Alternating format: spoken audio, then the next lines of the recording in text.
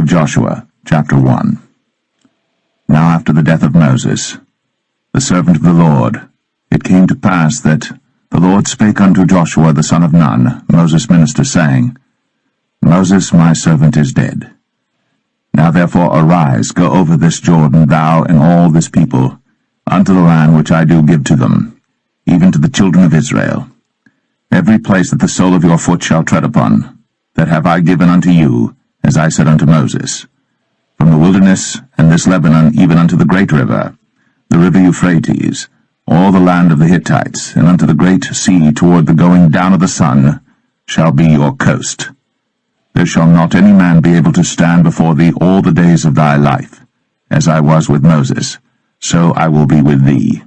I will not fail thee nor forsake thee. Be strong, and of a good courage.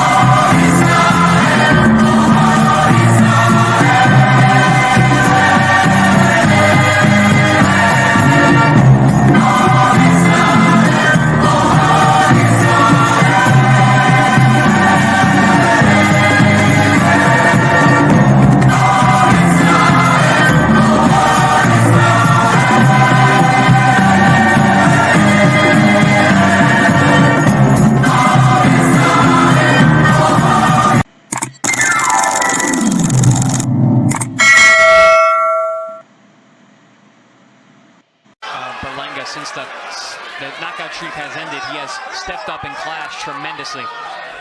Berlenga, since the knockout streak has ended, he has stepped up in class tremendously. Berlenga, since the knockout streak has ended, he has stepped up in class tremendously. Berlenga, since the knockout streak has ended, he has stepped up in class tremendously.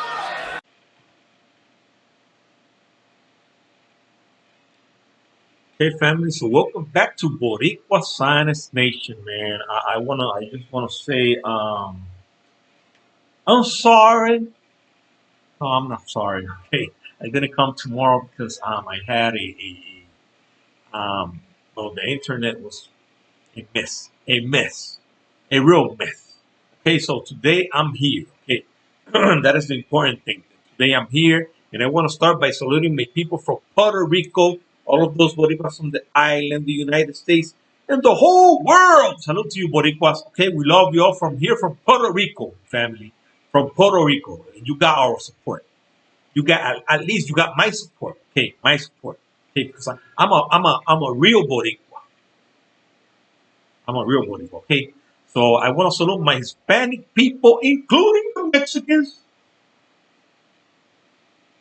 Also, my people from Chicago, where I was born, in the United States as a whole, the greatest nation in the world, my people. Hoorah! Oh yeah. Okay, my people. So let's start with this, man. I want to show you something first. Let's go. Oh, we got here. Let me show you. Let me show you this. Let me show you this. We got the monsters coming back. We got the monsters coming back. We got Sander Sayas right here, who's coming back on Saturday, August 13th. He's gonna fight a pretty good fighter. I was checking on the guys. Elias Espai. The guy only has 4 losses. Okay. And he's ranked at box rank 113, I think it is. But I know Sander Sayas is going to start to pick it up real soon, man. And we got the other monster right here, Omar Rosario, perdón. Omar Rosario, I'm sorry, family. I'm sorry, family. Omar Rosario right here, family. Right here, I think he fought last month, right? He fought last month. That was on the Edgar Berlanga card last month or the month before. It was in May, June, July. It was in May, so 2 months ago. He's fighting next month. Take a look at this, man. This is what I want from the Puerto Rican fighters, man. To stay active, to keep fighting. Don't stop fighting, man. Even if you lose, keep fighting. Just don't stop fighting. Keep making fights. You need that. You need that. Okay. You need that experience. To stay active, because that is something that is gonna get you there. That is gonna get you to the rankings, and it's gonna get you to a championship fight. Okay. So if you stay, look, Mike Tyson fought 15 times his first year, 15 times. So just imagine. I'm not saying that they got to do the same thing, but at least you can fight 7, 8 times in 1 year if you're starting. You can do that. Sanders fought 6 times last year. Okay, and if you're healthy, okay, because if you're injured, you cannot fight. Okay, that's understandable. Everybody understands that. Everybody understands that. Okay, so let's go over here. I want to show you something first before I start talking about what I want to talk about. The title of the video. Everybody knows that Canelo Alvarez doesn't want to fight Benavidez, and he has never mentioned Zulo Ramirez, so he doesn't want to fight Zulo Ramirez either. Okay, so Canelo Alvarez doesn't want to fight the best. He doesn't want to fight the best. And we all know that the two guys who beat Alexis Angulo the first time was David Benavidez and Zulo Ramirez. Okay? Those two guys. And then Garbelaga fought that same guy and beat him. Real easy. It was an easy fight. It was an easy night for Edgar Berlanga. Easy night. That was a walk in the park. A walk in the park. Okay? But the guy was fighting dirty. Everybody knows. Everybody who's got a brain and have eyes and ears. Okay? Just like the Bible says. If you have eyes and ears, you gotta use it. You gotta use it. You gotta watch the guy because this guy had a game plan for the fight against Edgar Berlanga. He was gonna go in there, put his glove his guard up all the time, okay. And when he get close to Edgar Berlanga, hold him and hit him. That was the game plan. That was the game plan against Edgar Berlanga. That was the game plan. But I want to show you something because I have talked to you about this before, and I want to show you some evidence about this. Okay, take a look at this video.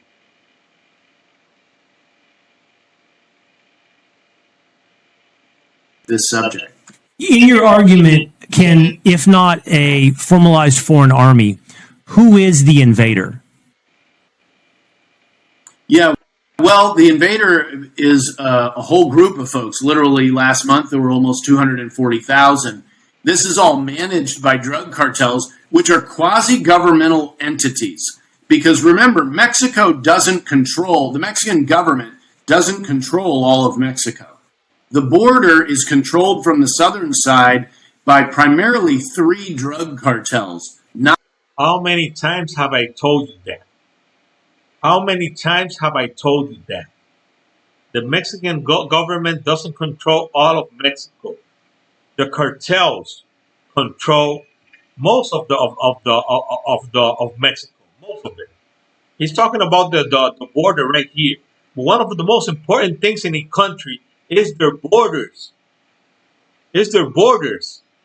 If the cartels control the borders, the cartels will control everything.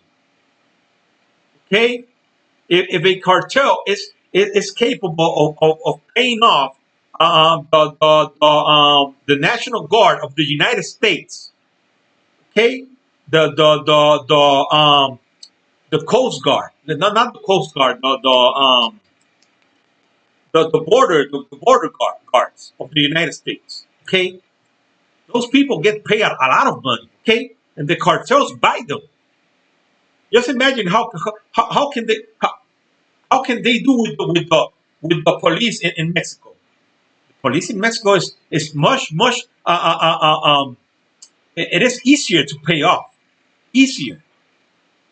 The American police it is the most expensive. So let's keep on listening. Not the Mexican government.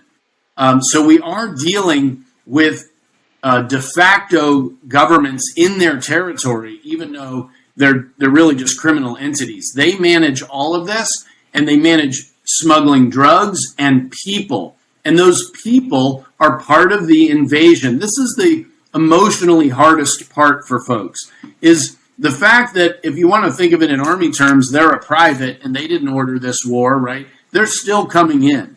And it's still to the detriment and disadvantage and damage of America, of our border communities, states, and our whole country. It is negative to America and it violates our law. So while they're not coming in shooting, most of them, though some are criminals and gang members, they are still part of the overall invasion, and you can't stop it without stopping everyone.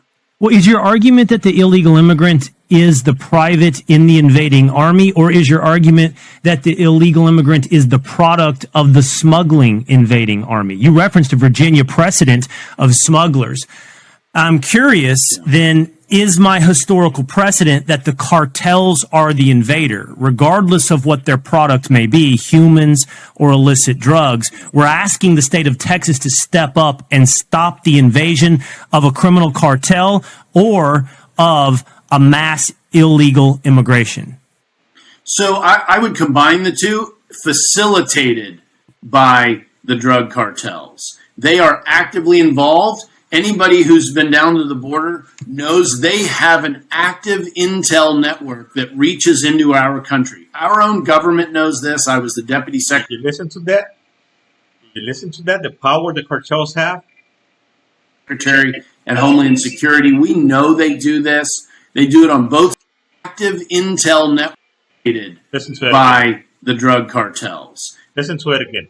They are actively involved. Anybody who's been down to the border knows they have an active intel network that reaches into our country. Our own government knows this. I was the deputy secretary at Homeland Security. We know they do this. They do it on both sides of the border. They are running an operation. And while until recently smuggling was envisioned to be drugs or contraband of some kind, here they're smuggling people. And if it's hard to talk about people as contraband, but they're part of the illegality, and they are willingly part of the illegality.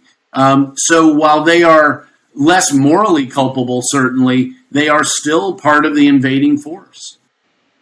Right. You know why why is the reason that I'm showing this to you? Because you see these Mexicans who. Because this is a problem. We got a big problem at the border. Many people are entering the United States since Donald Trump lost to Joe Biden. It has been a mess. It has been a really big mess. Okay, so we know that the police and the government of Mexico, it is cheaper to buy than to buy the police and the senators. And people in the United States, and they do that as well. The cartels do that, even if you don't believe it, the cartels do that. Okay, so it is. We all know that happens, but the thing is that all of these people, you see, all of these fighters who have been blessed to come to the United States and win thousands of dollars, millions of dollars sometimes. They're so proud to carry their flag, their Mexican flag, when Mexico has done nothing for them, nothing. They were born in Mexico. That's right.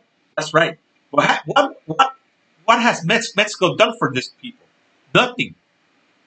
These people were blessed to get to the United States, millions of them to get jobs, real jobs. Okay.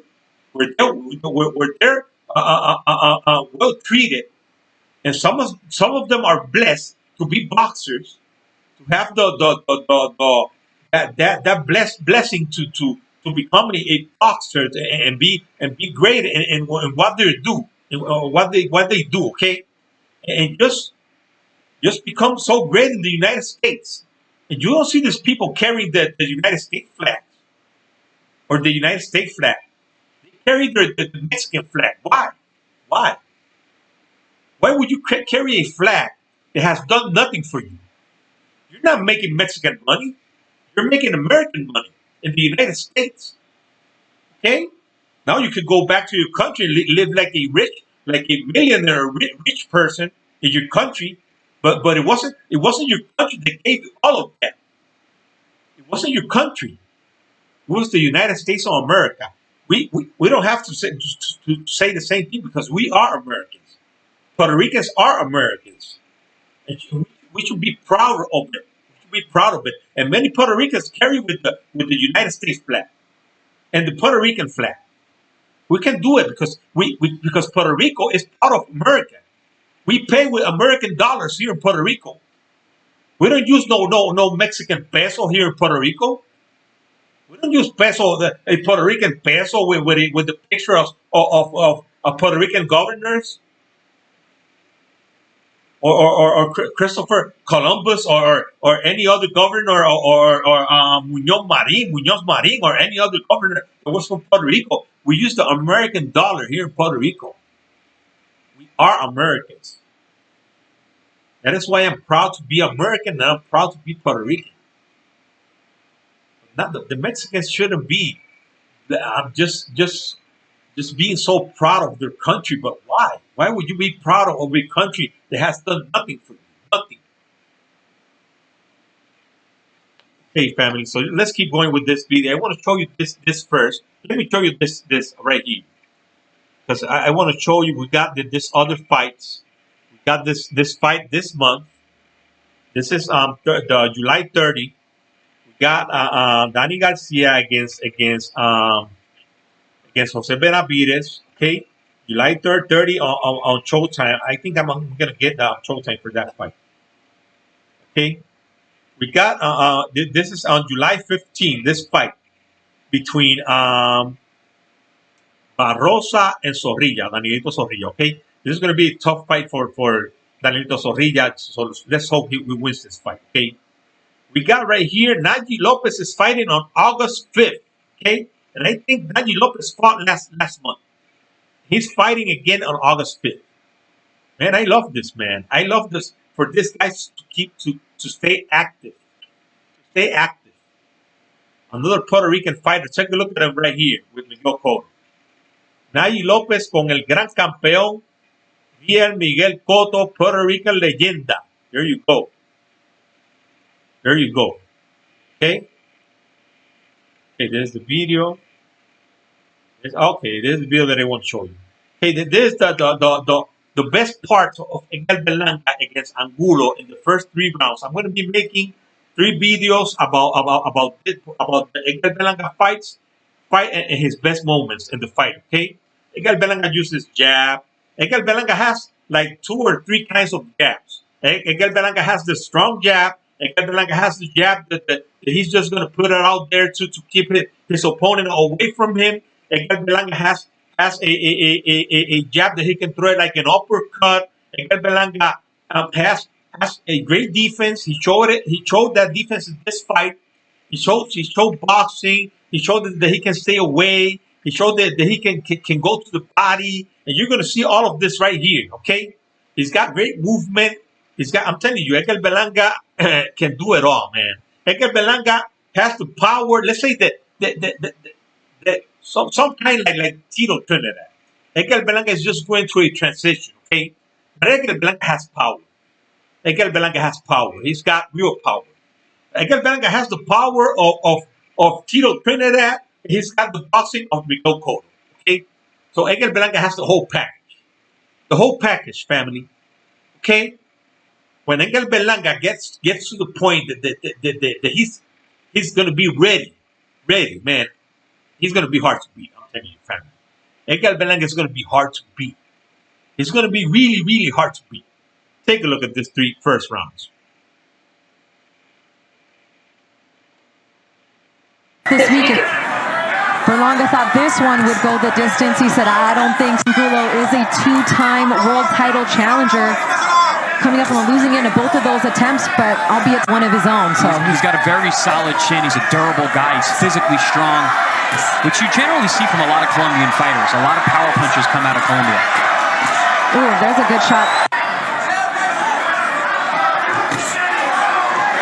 Edgar's just so explosive the way he throws that 1-2.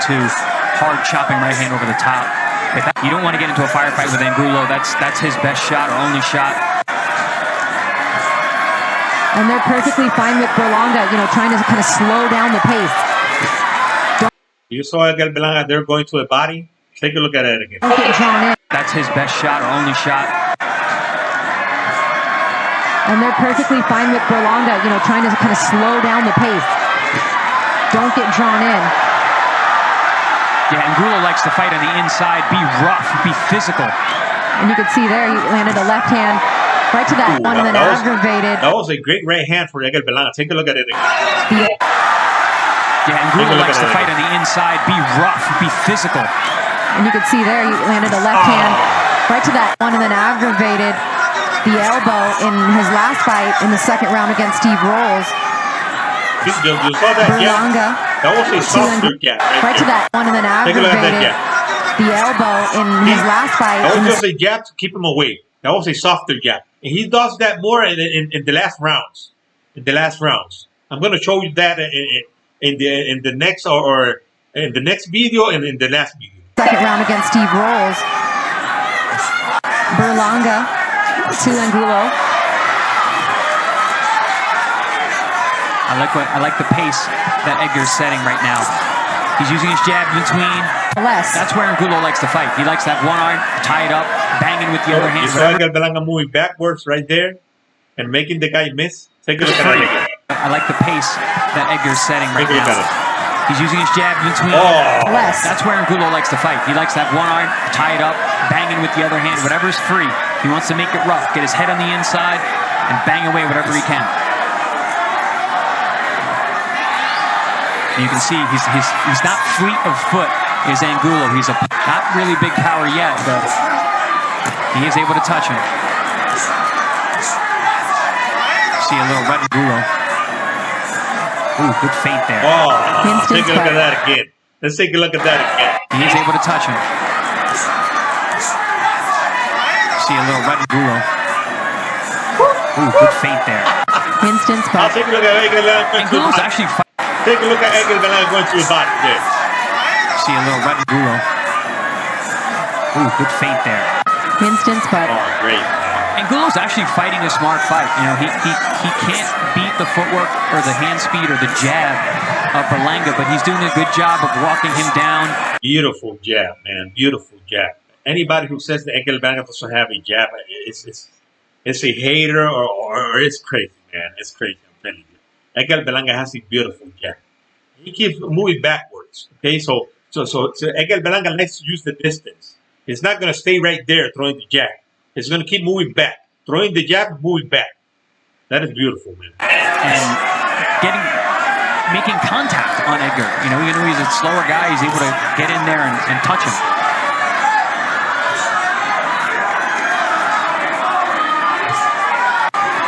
That shot using more head movement.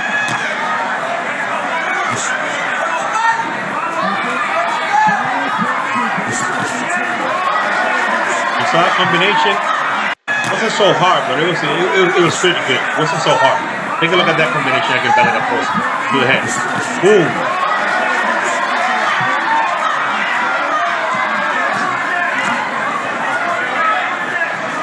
Getting word from the corner of Berlanga when ESPN's Bernardo Suno spoke with new trainer Eric De Leonis. He's very satisfied with what he saw for the first 2 rounds from his fighter. He said he's sticking to the jab. He's being patient. He's not just looking for the one-punch knockout. He's very satisfied with what he saw so far. That's kind of exactly what we said. So far he's sticking to the game plan very well. Take a look at the defense once again. Edgar Berlanga. Take a look at the defense. Not just looking for the one-punch knockout. He's very satisfied with what he saw so far. That's kind of exactly what we said. So far he's sticking to the game plan very well. Moments ago, great jab right there. Angulo landed a very sharp uppercut to the nose of Berlanga. You see him sniffing, and there's a little bit of blood. Coming from I the love nose that, now. man. I love that punch that Edgar Blanca threw there. I love that punch. That he threw the right hand like a jab. Take a look at that. Take a look at that. Angulo landed a very sharp uppercut to the nose of Berlanga. You see him sniffing, and there's a little bit of blood There it is. You saw coming that? from the nose now. That is good. Yeah, coming out of that left nostril of Berlanga. Yeah, it was a right uppercut from Angulo. Okay, that was the first 3 rounds. Okay, I'm gonna start with the 4th round tomorrow from the 4th to the 7th. Then I'm gonna show you the last 8, 9, the last 3, the last video. Okay, so I show you 3 today. I'm gonna show you 4 tomorrow, and then I'm gonna show you the 3 in the last video. Okay, so let's go to what I want to talk to you about. Let me show you this right here. Edgar Berlanga in Dubai with his beautiful wife. Take a look at this. Edgar Berlanga having fun over there in Dubai. All of this miserable people who are just all the time criticizing Edgar Berlanga and attacking him. Don't know that Edgar Berlanga is a guy who has money, man. Edgar Berlanga is a guy who has money. He doesn't need to. Edgar Berlanga he's having a good time.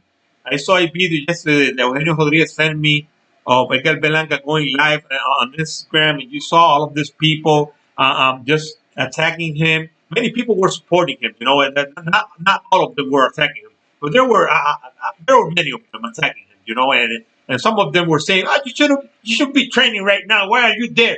Edgar Berlanga is not going to be training all his life, man. Edgar Berlanga has got to have fun in his life as well. Edgar Berlanga is not going to be fighting till December, so he's got time. When Edgar Berlanga starts training for a fight, then he's not going to be anywhere else. He's going to be training. Right now, he's got free time right now, so he's got to enjoy his money and his life and his wife and his son. But these people, the haters, they don't understand this. Man, watch this right here. Watch this.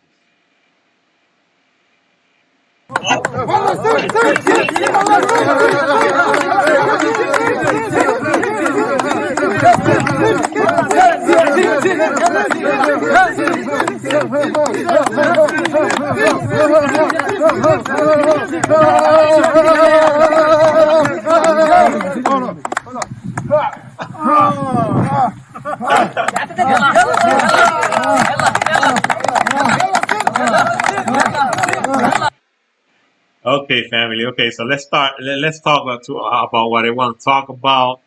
When I mentioned that Canelo Alvarez doesn't want to fight, the 2 guys who beat Alexis Angulo before Edgar Berlanga. What I'm trying to tell you is that let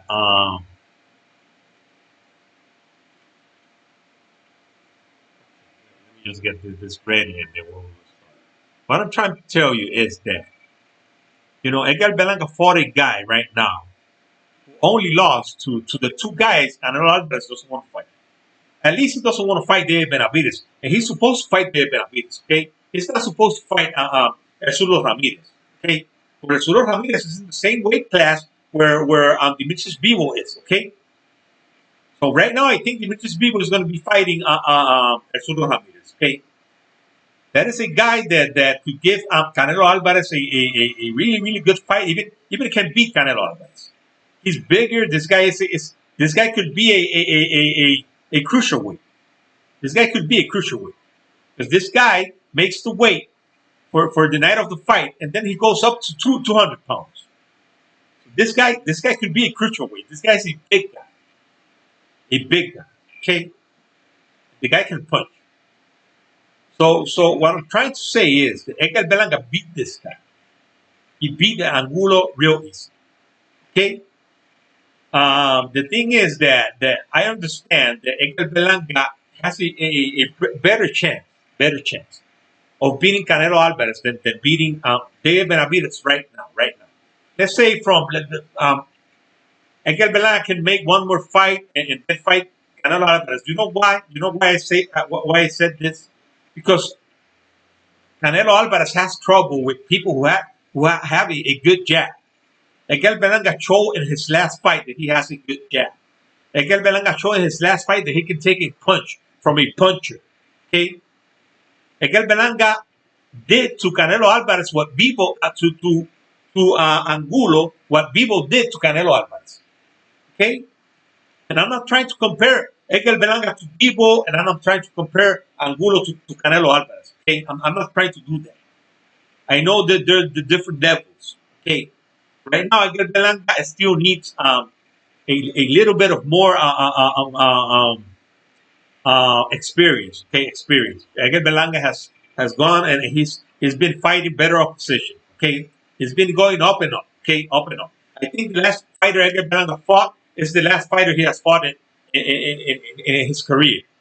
It wasn't this guy Steve Rose. Steve Rose was a fight where Edgar Berlanga was not okay. They didn't want to talk about this a lot. But Edgar Berlanga had trouble with his right hand, and he was coming off a injury, a surgery from his left hand. Okay, so Edgar Berlanga, when Edgar Berlanga was not throwing the right hand, because even I criticized Edgar Berlanga for not throwing the right hand in that fight. He was like holding back the right hand. He wasn't throwing the right hand. Okay, and that was the problem Edgar Berlanga was having. The right hand was hurting. Okay, so that is the thing. I think Edgar Berlanga has a better chance of beating Canelo Alvarez with the jab he has, and with the defense he has, with the boxing he has. Okay, and with the power here, because he has more power than the British people. The British people has 20 wins just like Edgar Berlanga and 11 knockouts. Edgar Berlanga has 16 knockouts. But everybody knows Edgar Berlanga has more power. Because if Angulo didn't feel the power of Edgar Berlanga, he would have run over Edgar Berlanga. He didn't do that. He didn't do that. Because he knew Edgar Berlanga was hitting the guy hard. He knew it. So those guys that the Canelo Alvarez doesn't want to fight, the Benavidez is a guy Canelo Alvarez doesn't want to fight. He knows he's going to lose to Benavidez. Has a great jab as well. The guy can box. He can stay away. The guy's going to stay away with his jab. He can move. The guy, I'm telling you, the guy is the best. The best right now in the 168 pound division. The Dave Morel should be looking for a fight against Dave Benavidez. The Dave Morel is going to lose to Dave Benavidez. Just take a look at the fight against between Dave Morel and Lennox Allen. Take a look at that fight. I saw that fight a couple of times, and he's not ready. He's not ready. He's got to wait. This kid's got to make like 5 or 6 fights more, and stay active, because that is something that the kid is not doing. The kid is not staying active. This kid thinks that he's the best out there. He's not. He's not. I think Edgar Berlanga is going to be ready before him to fight Dave Benavidez, and he's going to be ready to fight Canelo Alvarez even sooner. Even sooner. So Edgar Berlanga is in the right path. Edgar Berlanga is doing what he needs to do. Edgar Berlanga is going to be ready for Canelo Alvarez. Man, I'm telling you, in like 2 more fights. Like 2 more fights. Just to be sure. Just to be sure. Okay. I think right now Edgar Berlanga could beat Jaime Munguia. I think he could beat Jesse Hart. Against Canelo Alvarez, I think I think he's there, but we should be sure about it, and just make like 2 more fights to fight Canelo Alvarez. He's going to be ready to fight Canelo Alvarez, because just watch the fight. Just watch the fight between Canelo Alvarez and Demetrius Andre, and watch the fight between Edgar Berlanga and Alexis Angulo, and you will see the difference. And Canelo Alvarez is not the guy who's going to go dirty on you. He's a dirty guy, but it's outside the ring. Using clambuter and using all of this claws that he uses and doing all of these things. But inside the ring, he's not going to hold you. He's not going to try to hit you by holding you. He's not going to do that. That was the difference against Angulo. Okay, so against Canelo Alvarez, Edgar Berlanga is not going to have that problem. Edgar Berlanga is just going to go in there and make his fight. And I think he's got a really, really great chance of beating Canelo Alvarez. But to be sure, he needs to make at least 2 more fights. And one of those fights, I think, it's got to be against Munguia. Against Munguia. I think Edgar Belanga should fight Jaime Munguia, and he could even fight Jesse Hart. Who I think it's a little bit harder because the guy is taller, is longer, but the guy gets tired. He gets tired, and when the guy gets tired, the guy Edgar Belanga is just gonna get him. It's just gonna get him. But Edgar Belanga needs to throw more combinations. That is the only thing that I can say about Edgar Belanga. Throw more combinations. Start making 12-round fights. In his next fight against whoever he fights next, he needs to fight 12 rounds. Okay, 12 rounds. If the fight goes to distance, to show that you have the stamina to go 12 rounds. Okay, that is all Edgar Belanga needs to do. And just fight Munguia in your next fight. If not your next fight, your other fight, this is his 21st fight right now, and his 22nd fight. And then I think Edgar Belanga could be ready for anyone but Benavidez. Okay, I'm not gonna mention Benavidez because Benavidez is not a guy who's gonna give Edgar Belanga anything. Okay, anything. Benavidez right now has only 7 wins or 8 wins, and the guy, if Edgar Belanga, let's say Edgar Belanga beats Morel, nobody's gonna give Edgar Belanga any credit because then people are gonna say, "Oh man, this guy, he beat a guy who was starting. He beat a guy who didn't have the experience, or maybe they could say, "Oh, we thought he was good, but he wasn't that good." Okay, so Morales he needs to start fighting better opposition, okay, and he needs to stop hanging around with the fat boy with Ñoño, because take a look at his face right here. Take a look at, and I'm not trying to make fun of the guy, but take a look at the guy's face right here when he got this picture. This is the last thing that I'm going to show. I'm laughing, but it's true, man. It is true, man. Because there's a saying that it says in Spanish.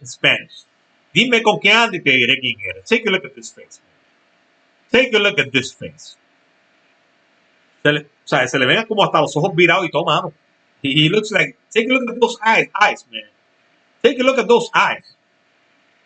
I don't know if the guy's been smoking weed when he's not training with Ñoño or anything like that, but the guy's not, he's not looking good right here. Take a look at this picture, man. Take a look at those eyes. It's like he took that picture after coming from a place where he was with Ñoño. Okay? So Ñoño, man, leave this kid alone, man.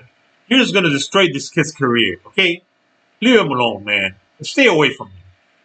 Just stay away from this kid, okay? That is it. I think that kid is gonna be a great Cuban boxer, and you're just gonna destroy his career, man. So leave him alone, man. Leave him alone, okay?